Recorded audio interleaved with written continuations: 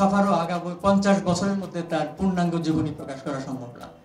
এটা যদি করতে হয় তাহলে সেই যেই গ্রামে তার জন্ম এবং পৃথিবীর যেই কয়টা দেশে সে গিয়েছে, যতগুলি জায়গায় সে থেকেছে, যতগুলি নদীতে সে সাঁতার কেটেছে, আমি খুব হাইপোথেটিক্যালি বললাম যে ওই জায়গাগুলিতে তাদের যেতে হবে।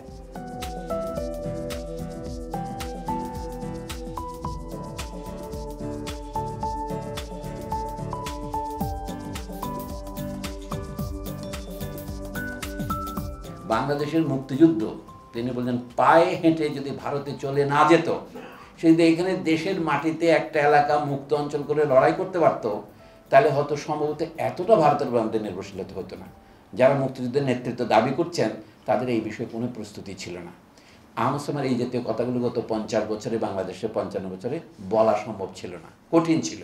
আহমদ সাফার বইয়ের এখন কাটতি বাড়ছে, আপনারা জানেন। মালিকানা নিয়ে চিন্তা এগুলি আমি করতেছি না। আহমদ সাফার বইয়ের যে নৈতিক মালিকানা, এটা আমার সারা দেশের। আমি আশা করি আপনারা তার বই পড়বেন। তাকে জানার শ্রেষ্ঠ উপায় সেটা। জীবনী নিয়ে না মামুন ভাইয়ের মাথা ব্যথা থাকতে পারে, আমার কোনো মাথা ব্যথা নেই। লেখকের প্রকৃত জীবনী হচ্ছে তার লেখাই।